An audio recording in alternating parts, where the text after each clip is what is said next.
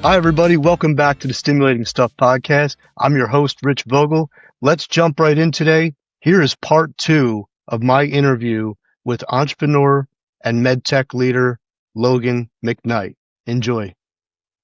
Imagine that somebody listening to this show is a director of operations or vice president or CEO, and they're like, you know what? I see some things that I need to do here that I could really put into place to help my team, but I don't quite know where to start because there's a lot, right? What do you think might be a good first step or a couple steps that they can put into place to actually start to generate some? I mean, really, at the end of the day, what we're talking about here is culture.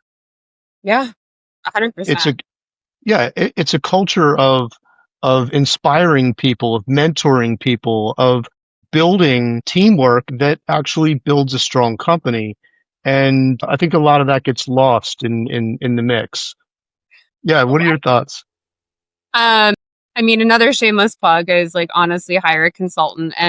But I did that many times when I was a VP and became the CEO out in Seattle. I brought on consultants, and one of the things that I did, especially when I realized it was a few years into COVID, we had gone through a couple rounds of we Pacific Northwest went through like it was gut punch after gut punch every 6 weeks. It was like hospital shutdowns, mandates, all the things. It was a constant moving target. And our team was like, I had to enact pay cuts, I had to enact layoffs, that burns trust. And I knew it. Like I knew there were things that were broken. And then we didn't have couldn't touch each other, couldn't see each other. There are no trust falls. There are no going out to the bars to try to get people together. So it was like that rift just kept cracking and cracking and cracking. So we brought in a group to interview every member of our team and like totally anonymously and get their feedback of what the problems were at the company and what we needed to do to fix it. And that first 360 feedback loop was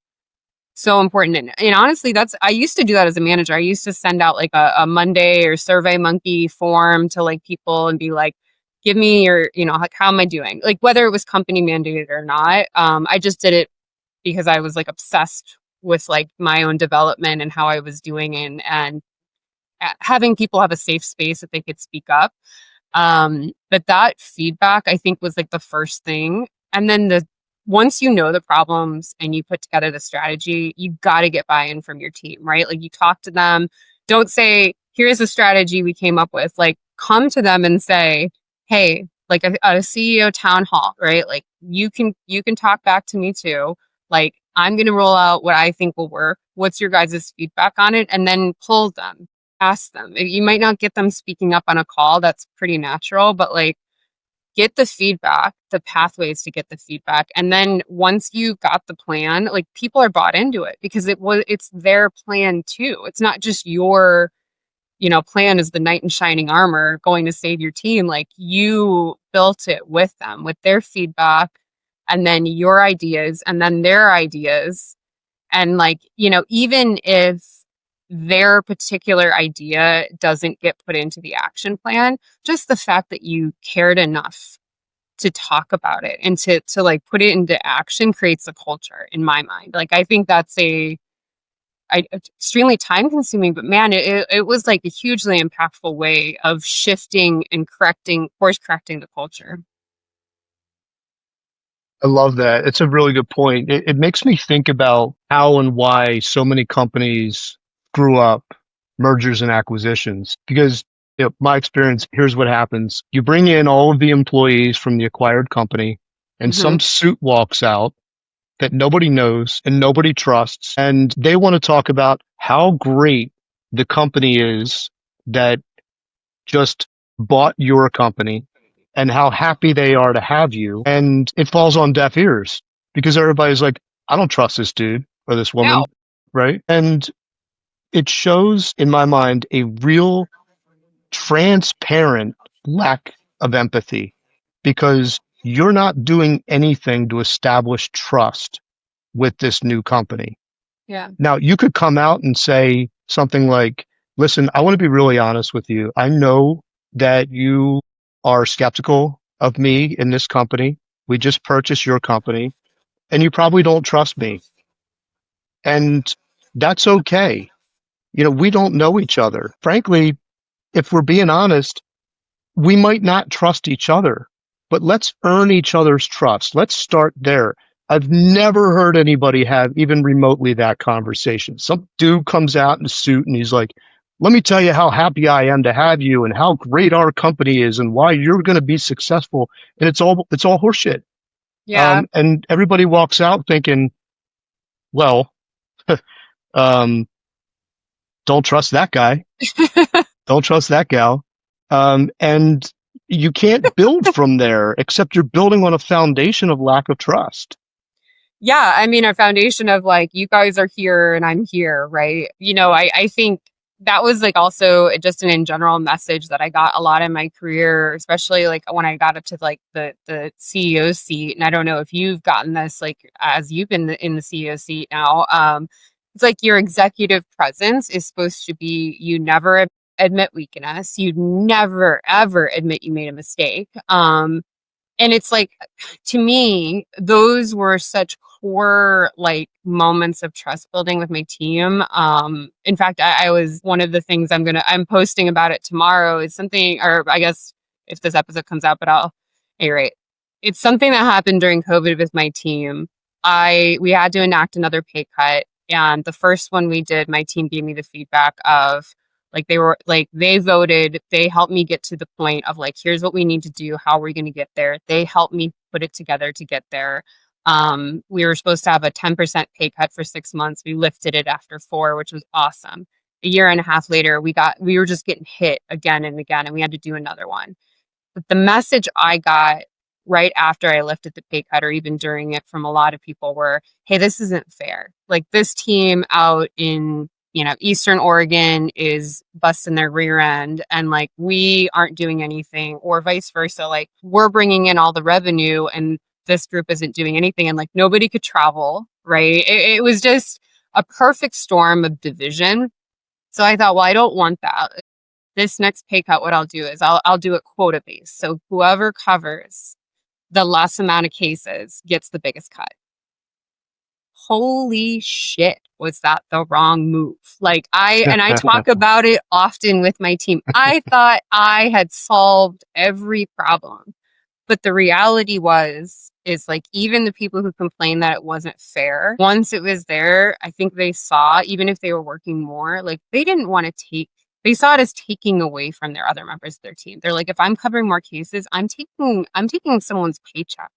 So they made sure people with families and people with like really tight budgets and that type of thing were getting the cases first.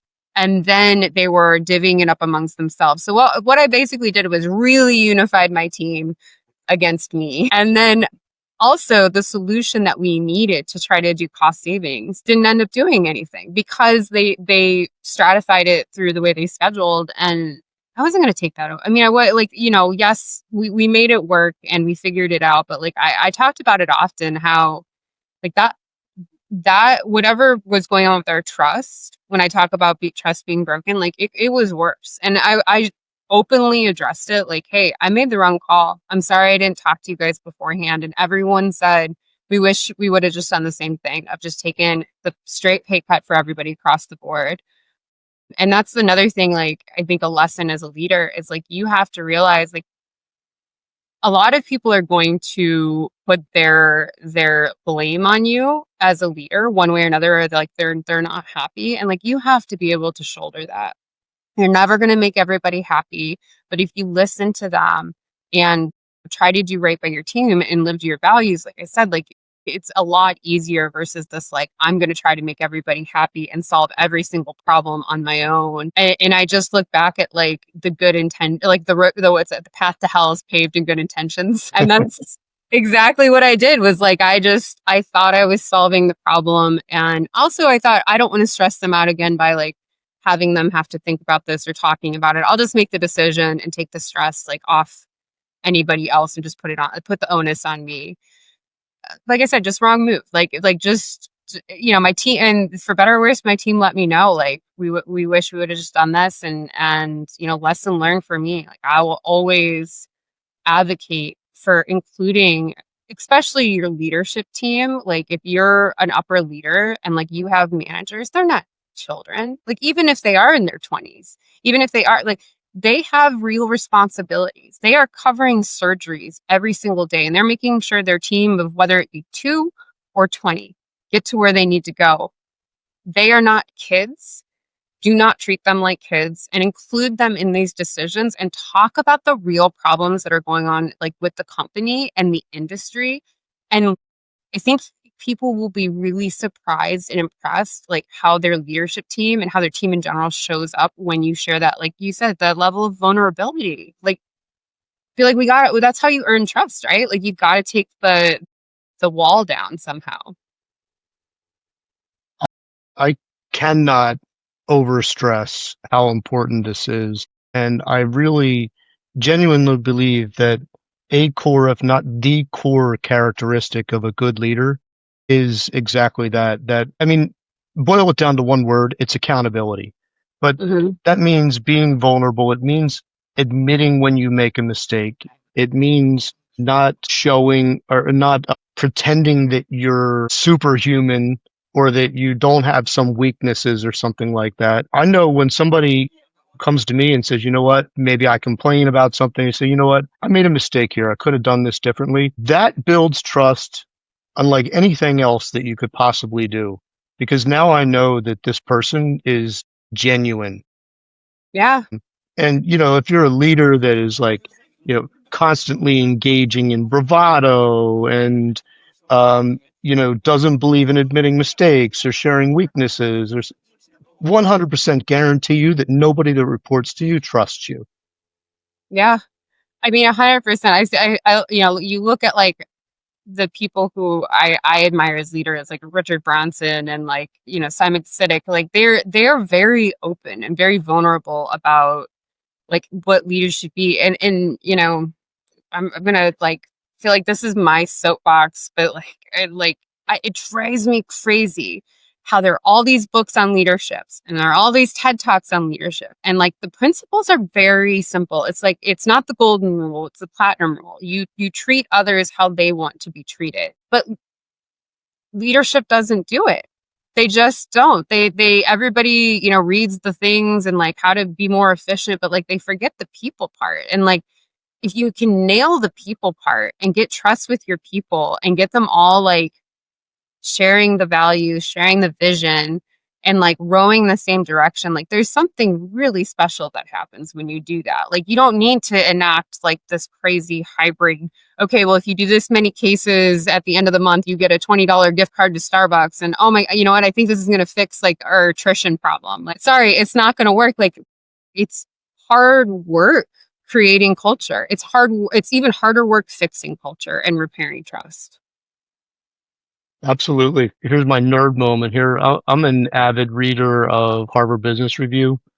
And I'll tell you one of the things that I hate about it, which is I love that they have articles on just about every topic from finance and investing to culture and management and everything in between. Not in every single issue, but in just in general over the course of the year, they really address every topic. The thing that I hate about it is every single article has an executive summary and it's got 3 bullet points. Like basically, this is what it's about. And there isn't a single thing that you can gain from reading those executive summaries. And I know people do it. It's the same people who go, they pick up some CEO book at the airport and they page through it and read the chapter headings and maybe look at a couple diagrams and then say that they read the book. But the meat is in the article. The meat is in the book. And I mean, I know people have bookshelves full of that stuff that I guarantee had never read any of them. They'll tell you that they did, but they didn't because of the way they act and the way Yeah. they manage or the way they lead. And but, and I'm not plugging Harvard Business Review. You can read whatever you want. I just, I've been a long time reader of it and I get a lot of good information out of it. But, the executive summaries I think they're kind of a lazy approach and they don't give you the information that's really, there's really some great information in those articles. Yeah. I mean, I think to be honest, I was during my like tenure as a CEO, I spent maybe a fourth, maybe less than that of the time like reading, educating myself on how to be a good leader than I do now currently in my now that I don't have the I don't want to say like the burden, but like all of the responsibilities that I had as a CEO of a neuromonitoring company, service company, and neurologist and a billing company. And then we had a company in India. Like I was not keeping my head above water. And I was also not innovating myself or like, you know what I mean? I wasn't like open to learn. So, that picture of the person drowning, like fast forward 20 years, I was doing it all over again as a CEO, but like you have to do that. Like so that's why I say like learning to create boundaries now as a leader if you're a manager, like that will follow you throughout your career because if you're a CEO, you should be taking way more time to be doing vision, strategy, developing yourself because that's only going to develop your team and your company if you challenge yourself and like your preconceived notions and like your ideals of like what needs to happen and especially innovating like this industry so desperately needs to innovate. I feel like it's just starting to. I feel like there's just like with the AI stuff and like just with like the way we're opening up forums and talking about stuff. But like I feel like when I started almost 20 years ago, it's very similar to what it was when I started. And for a healthcare technology company or like, industry, that's wild. I mean, look at like spinal hardware and how long and how far it's come in 20 years. And like neural monitoring, we're still sticking people with needles and, and managing like through burnout. Like, why? Why can't we learn from our mistakes and not be like, oh, it's a rite of passage? It's a rite of passage to almost drive your car off road because are covering a late night add-on and haven't slept. Like, no, let's learn from our mistakes and continually be better and like take the time to do that. And that comes from leadership. Honestly, it starts there. Yeah, and caring about your people, like genuinely caring about them, Yeah, as if they're people. They're not widgets, and there's not enough of that, I don't think. yeah, I certainly, to be fair, um, I in neurodiagnostics came from the mindset of everything's a rite of passage, but that was that was ignorance. It was ignorance that was ingrained into me. It was ignorance that I had to rise above and just think about everything from operations to finance to individual employees, how to think about them in order to run a successful organization. And I yeah, think a lot of people, they just don't do that. Either they're too far removed or they don't care. And there is, well documented high percentage of people who have sort of psychopathy or narcissism or both in leadership in all sectors, just sort of attracts people like that. And both of those personality types are really fundamentally incapable of caring about other people. And yeah, and that's why they end up in those positions, because if you don't care about people, you can have the most profitable organization because, you know, drive people to burnout and attrition because you keep their salaries low and you work them hard. And yeah. that's just not the way to function as an organization. Well, I mean, to your point, like, I think that's so prevalent because it's like, I mean, like, if you were to ask someone to draw a picture of a CEO, or if you ask AI, like, make a picture of a CEO, it's going to be a guy, in a suit with that powerful disposition. And, like, you can probably imagine how they speak, how they're going to act with you. I mean, one of the things I remember when I became a CEO, and I was only 34, and I remember like, I would go out and I was like almost embarrassed to tell people as a CEO, or it was very hard in my personal life to tell people because I expected almost immediate judgment. And so often I would have people be like, "You're a CEO? I would have never guessed, for better or worse." And, I think at first, like I took it personally, like I needed to be like maybe I needed to buy more couture. I don't know. But like, I'm not a handbag girly, so sorry. But I realized pretty quickly, like, I actually liked That was like one of the good things about my leadership style is the fact that I wanted to be approachable. I wanted people to be able to come to me because I do think it's the problem. I mean, like, I not to soapbox again, but not just our industry, but look at like just America as a whole. Like we're in a recession, yet CEO like pays like $40 million for like, I think the CEO of Boeing, and Boeing's like a failing company, basically got like a 45% raise to almost like $40 million. And their people got like a 1% raise over 8 years. Like, you cannot tell me that we're not like that. Like, at some point, you got to realize like pigs get fat, hogs get slaughtered. We're becoming hogs. How do we stop that? How do we stop like the I'm greedy, like this greedy, this narcissistic mindset of like, I need to be right. There is a way to get feedback and not let it crush you. And then, but also still care. Like, I think that's a way more unique person than the narcissistic person who doesn't want to hear any negative feedback because they're so fragile it's going to crush them. Yeah. Or the person who crumples up into a ball, and as soon as someone tells them they did something wrong, they're like, well, I quit. If I'm so bad at this, I'm going to quit. Like, you have to be something different than that. You have to be a person who takes the criticism and is like, this is great. This is great because now I can do something. Now I can build towards something. Now I can make a change. Now I can be better than I was yesterday because I have this information. That is a unique person. Mm-hmm. But like, man, when you can do that, it's a very cool feeling. And it took me a very long time to realize like that's actually an option. So Absolutely, it is.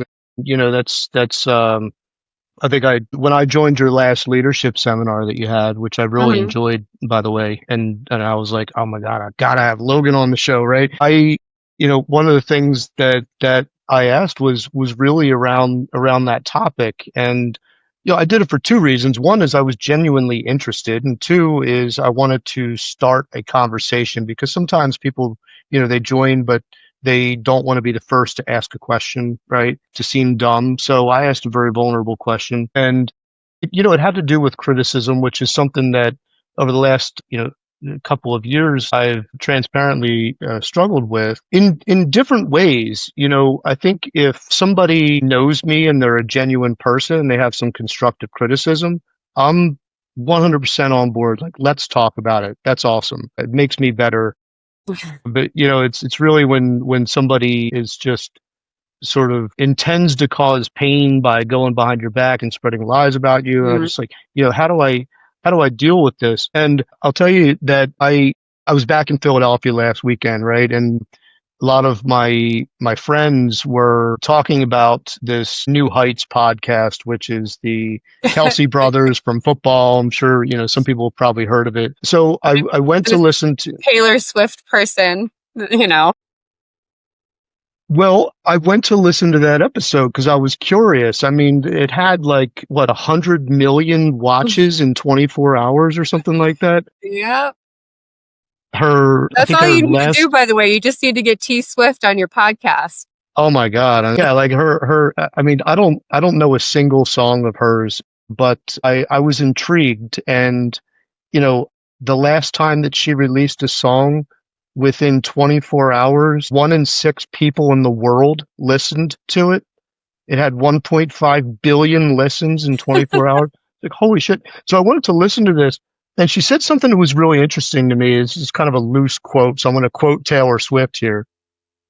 Oh, you're gonna have Swifties coming for you if you misquote.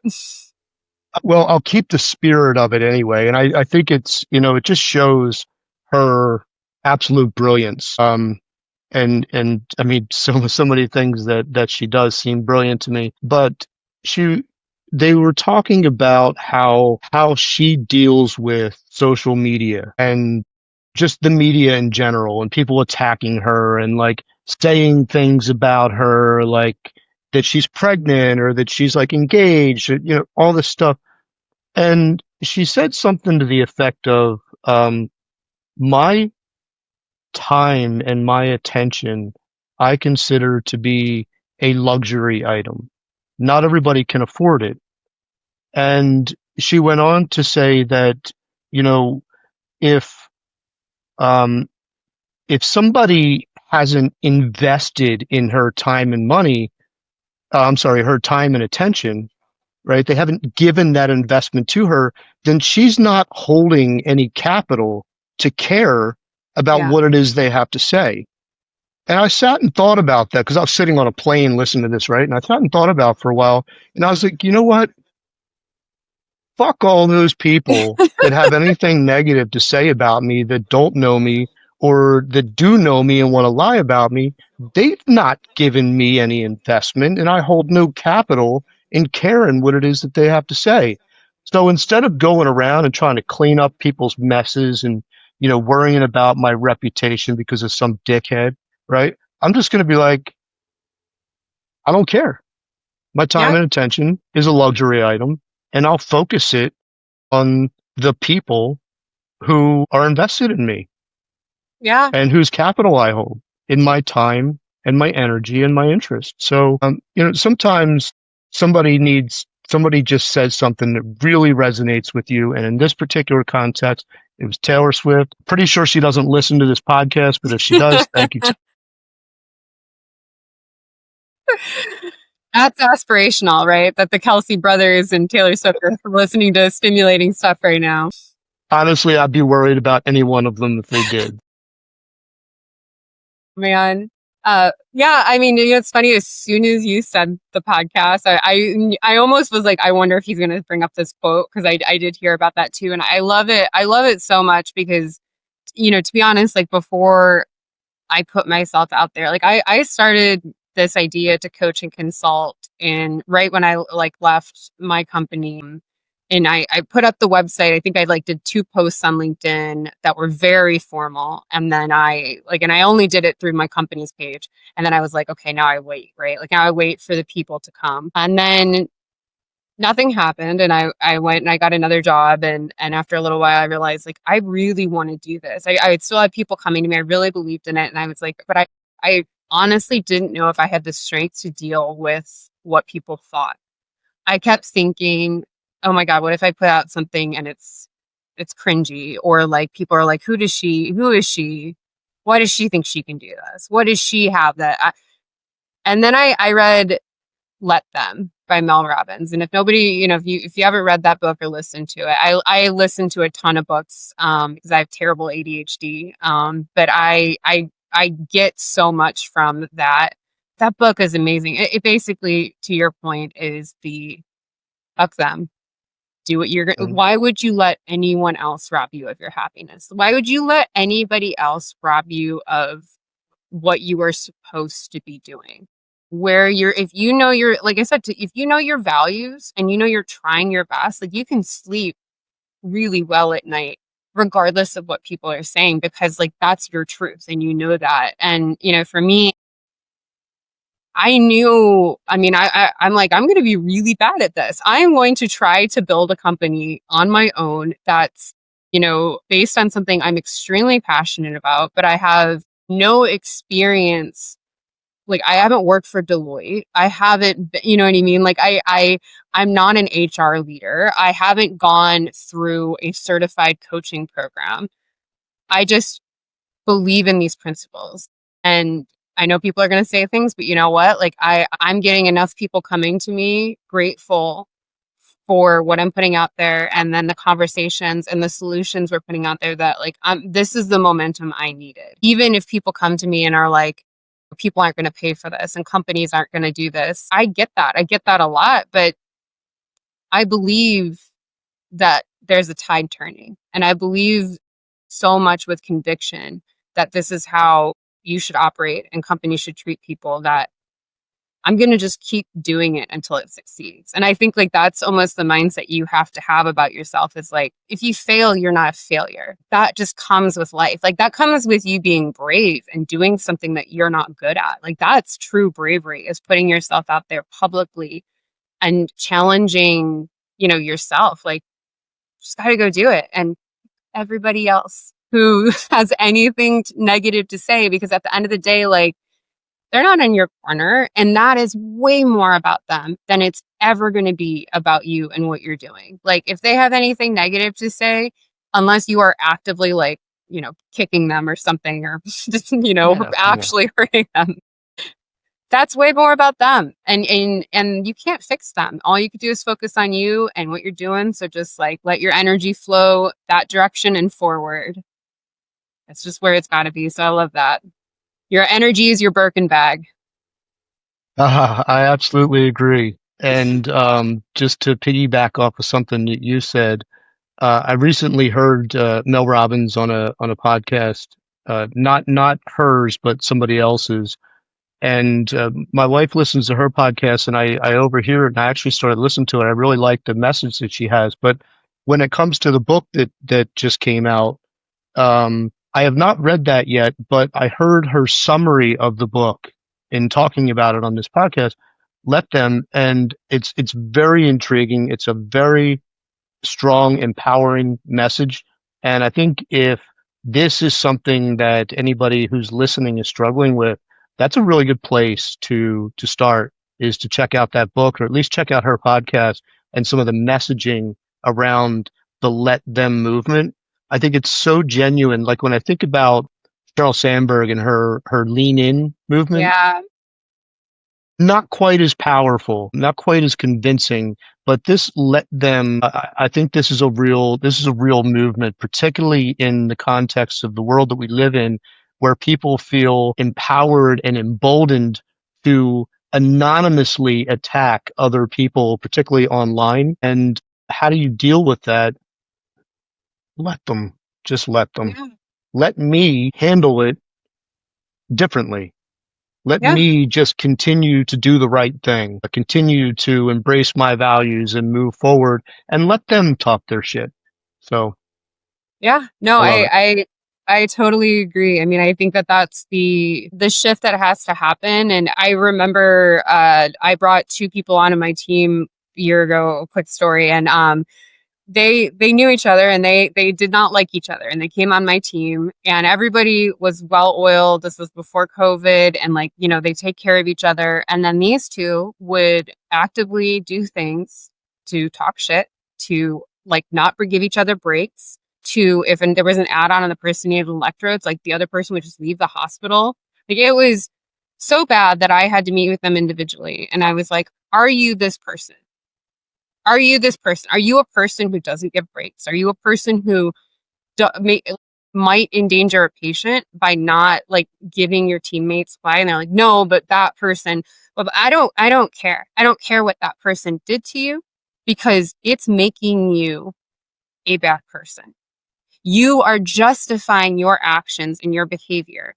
And so now you're becoming this person, and that is toxic. So I think that's like an important also thing to remember is like, do not let somebody else, like, don't justify behavior that's outside of your values because somebody does something and you feel like you need to retaliate too. It's so easy, right, in this day and age to like just be like, well, they did it, they deserve it.